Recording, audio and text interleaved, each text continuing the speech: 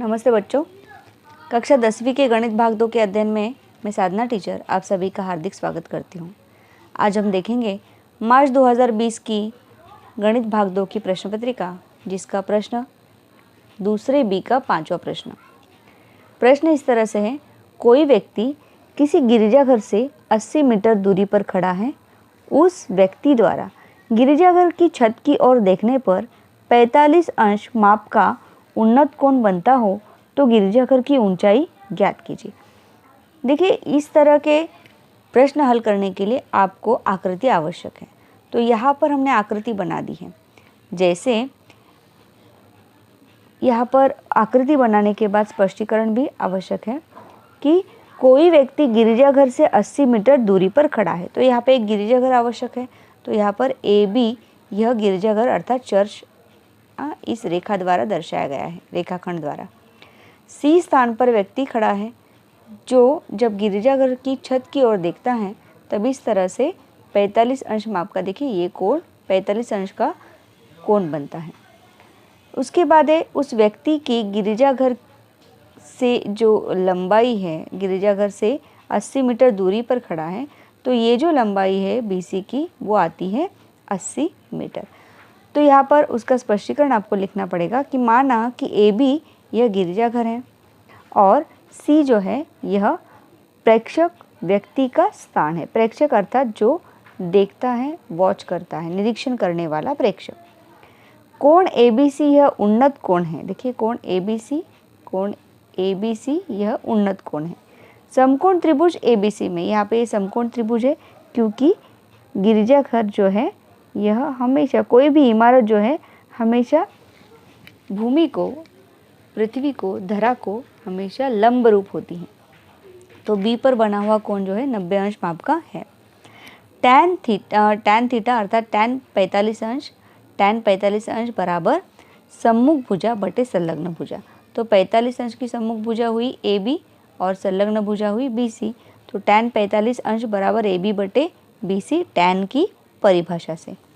Tan 45 अंश का माप है, उसका त्रिकोणमितीय अनुपात का मान है 1 बराबर AB बटे BC का मान आपको दिया है 80। यहाँ पर 80 का करो पक्षांतर, 80 गुणे 1, AB बराबर कितना हुआ 80।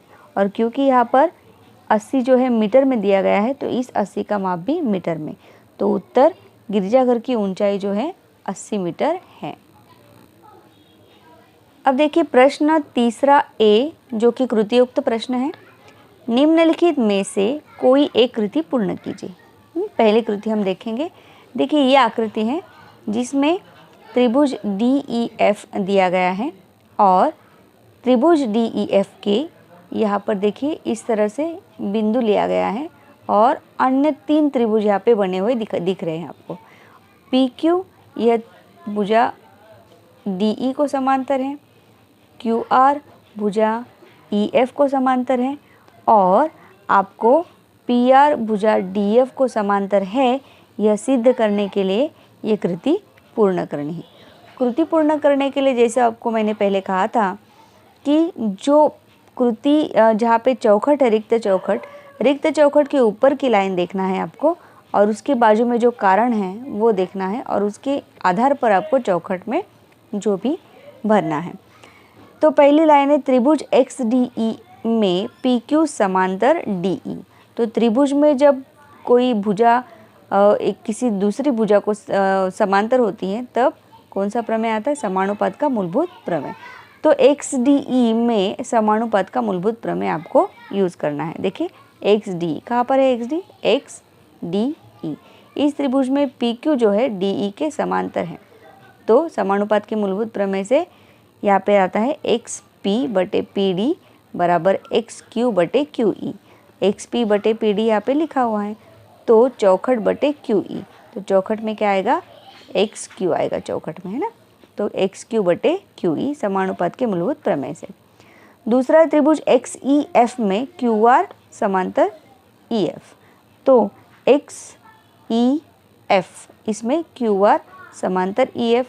तो समानुपात के मूलभूत प्रमेय से XQ बटे QE, है ना। देखिए यहाँ पर XQ तो बटे में क्या आएगा? QE। क्यू ई बराबर एक्स आर और बटे में क्या आएगा आर ई, बटे में आर ई। और कौन सा प्रमेय है? समानुपात का मूलभूत प्रमेय क्रमांक 2। एक्स पी बटे पी डी बराबर एक्स पी बटे पी डी बराबर फिर एक्स पी बटे पी डी। देखिए अगर ऊपर की और नीचे की लाइन आप देखेंगे तो ये भाग देखिए, ये भाग और ये भाग दोनों समान हैं। एक्स क्यू बटे क्यू ई, एक्स क्यू बटे क्यू ई। तो यहाँ पे लिया है एक्स पी बटे पी डी बराबर बचा कौन सा भाग? फिर एक्स आर बटे आर ई, एक्स आर बटे आर ई, कथन 1 तथा 2 से। तो इस तरह से यह सिद्ध हुआ समानुपात के मूलभूत प्रमेय के विलोम से। प्रश्न तीसरा ए का दूसरा प्रश्न है इस तरह से, बिंदु ए 6.1, बिंदु बी 8.2, बिंदु सी 9.4 और बिंदु डी 7.3 यह चतुर्भुज ABCD के शीर्ष बिंदु हो तो सिद्ध कीजिए कि चतुर्भुज ABCD एक समांतर चतुर्भुज है। ठीक है, आपको ये भी दिया गया है कि रेखा का ढाल बराबर y2 माइनस y1 बटे x2 माइनस x1, सूत्र भी दिया गया है। रेखा का ढाल, रेखा AB का ढाल बराबर तो y2 माइनस y1 बटे x2 माइनस x1। तो AB अगर आप लेते हैं तो A मतलब पहला बिंदु जो है उसके शीर्ष बिंदु हमेशा x1 y1 होंगे और दूसरे बिंदु के शीर्ष बिंदु हमेशा x2 y2 होंगे। तो रेखा AB का ढाल के लिए यहाँ पर x1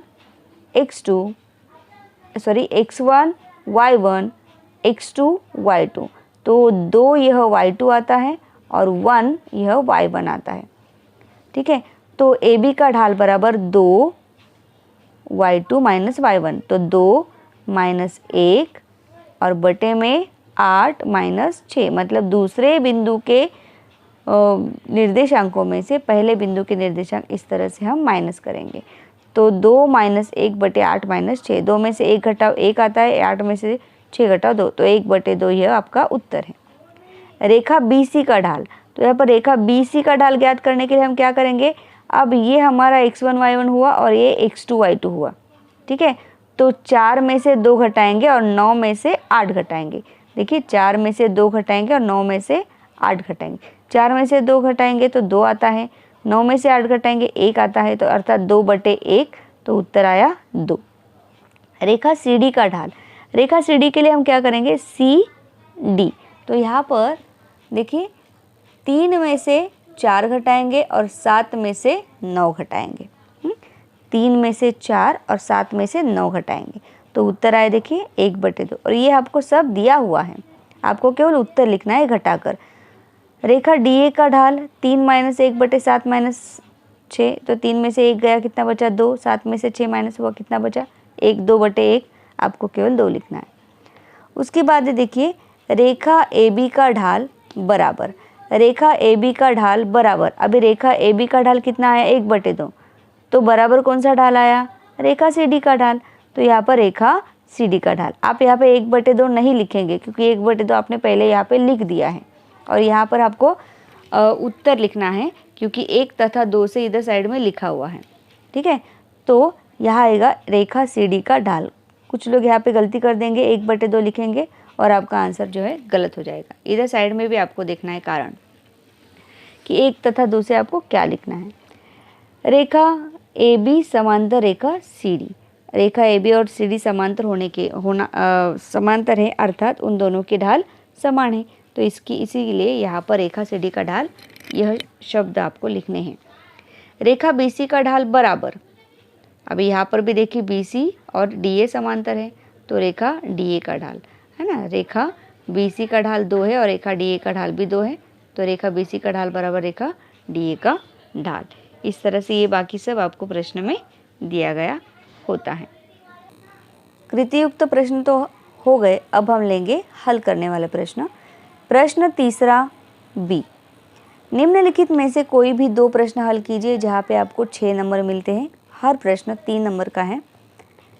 त्रिभुज PQR में बिंदु S यह भुजा QR का मध्य बिंदु है। यदि PQ बराबर 11 है, PR बराबर 17 है, PS बराबर 13 हो तो QR की लंबाई ज्ञात करो। ये आकृति है और जब ये आकृति देखेंगे मध्य बिंदु है, ये माध्यिका है, तो अपोलोनियस का प्रमेय आपको उपयोग में लाना है।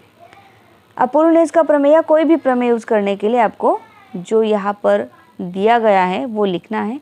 त्रिभुज PQR में रेख PS यह माध्यिका। अब आप बोलेंगे रेखा PS माध्यिका ये कहाँ दिया है, परंतु बिंदु S यह भुजा QR का मध्य बिंदु है।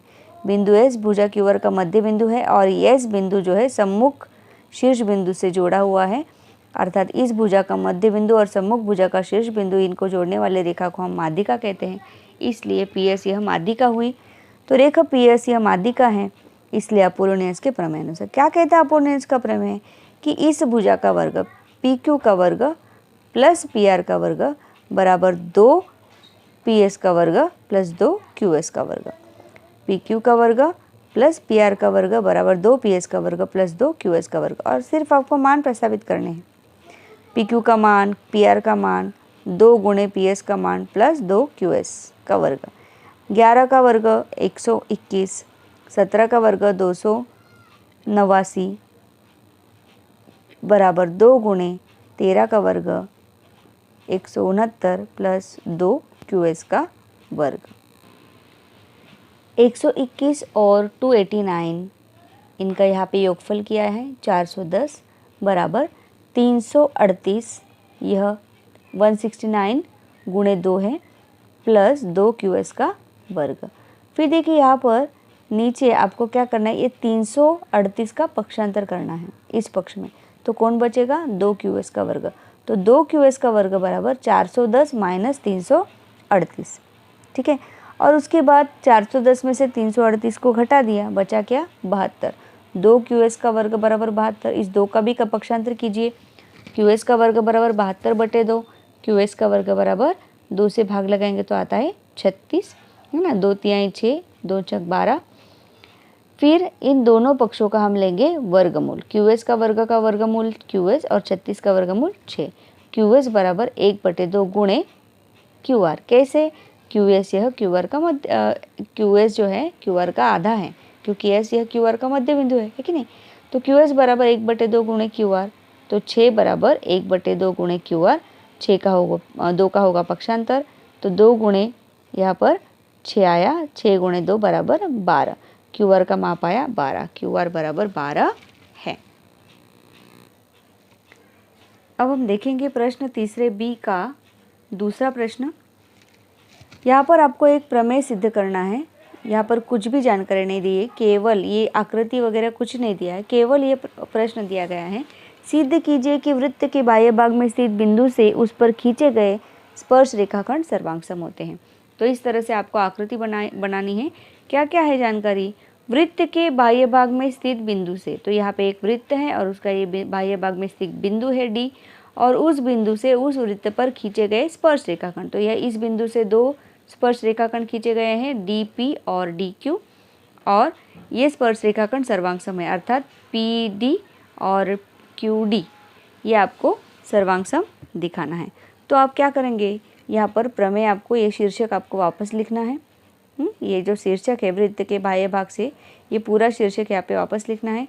साध्य DP सर्वांगसम रेख DQ, DP और DQ यह सर्वांगसम है, ये आपको सिद्ध करना है।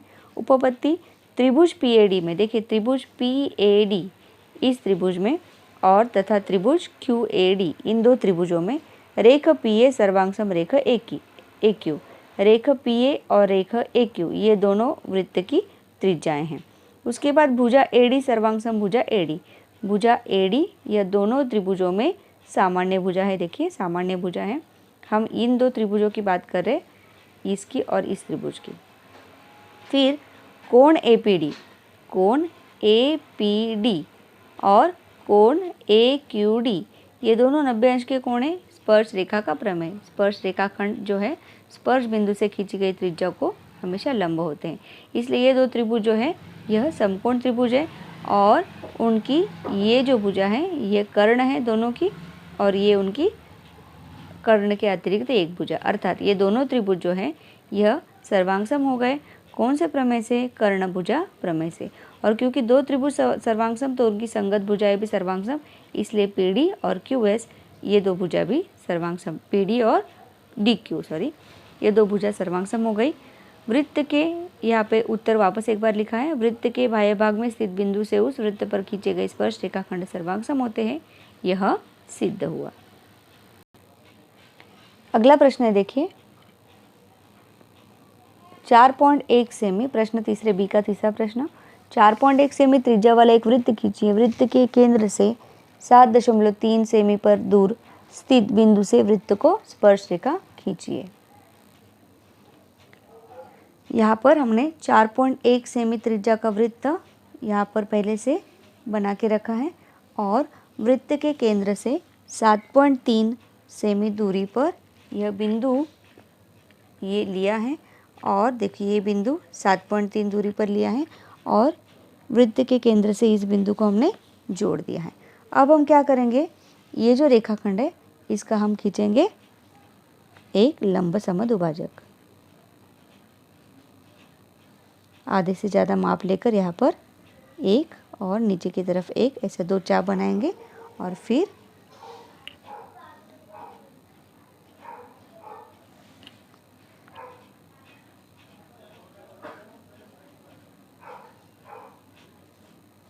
दो चाप बनाए। अब हम क्या करेंगे, इनको जोड़ेंगे। यहाँ पर हमें एक लंब समद्विभाजक मिलेगा, ये लंब समद्विभाजक मिल गया। फिर हम क्या करेंगे, ये जो यहाँ पर हमें मध्य बिंदु मिला है इससे वृत्त के केंद्र तक की दूरी लेंगे और एक वृत्त बनाएंगे। ये वृत्त आप आधा पूरा कैसा भी बना सकते हैं, यहाँ पर हमने आधा ही वृत्त बना दिया और फिर इस बिंदु से हमें जोड़ना है इस तरह से। देखिए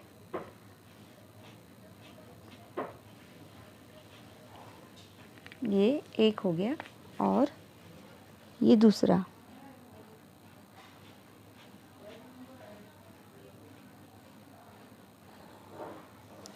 इस तरह से हमने वृत्त के बाह्य बिंदु से दो स्पर्श रेखाखंड खींच लिए।